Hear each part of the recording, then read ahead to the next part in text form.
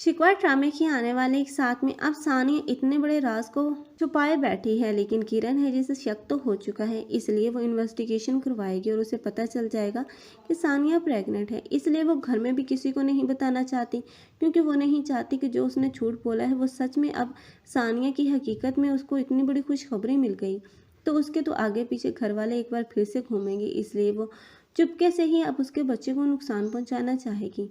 लेकिन अब सानिया है वो भी अब इस सारे ड्रामे से वाकिफ हो चुकी है और जानती है कि अब किरण को जैसे ही पता चलेगा तो वो उसे टिकने नहीं देगी। इसलिए अब सानिया खुद ही घर छोड़कर जाने का फैसला कर लेगी ताकि वो अपने बच्चे की हिफाजत कर सके। लेकिन दूसरी तरफ अब सरून है, अब वो तो बहुत ही ज़्यादा में नजर आएगा इसी सानिया को लेकर, क्योंकि उसने कभी सोचा भी नहीं था कि सानिया उसे यूं छोड़कर चली जाएगी। लेकिन सानिया को छोड़कर जाना उसी के बच्चे की हिफाजत है।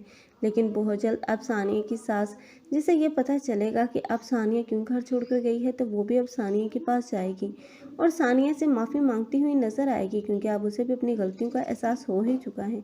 लेकिन अब उसे घर वापस ले जाने के लिए भी बोलेगी, लेकिन सानिया कभी उसके साथ घर वापस नहीं जाएगी और वक्त आने का इंतज़ार करेगी जब किरण के इसलिए सबके सामने खुल जाएगी, ख़ास तौर पर ज़रून के सामने, क्योंकि ज़रून जो कि अब किरण की बातों में इस कदर आ चुका है कि उसे किरण ही उसकी हमदर्द लग रही है और सब तो उसे अपने दुश्मन समझने लगा है। लेकिन बहुत जल्द ज़रून की आंखों से भी ये छोटा पर्दा हट ही जाएगा, तब उसे साफ साफ नज़र आएगा कि आखिर सानिया की कोई गलती नहीं थी, ये किरण जानबूझकर कर रही थी, क्योंकि सामिया ही होगी जो कि अब ज़रून के सामने अपनी बहन का सच लाकर दम लेगी।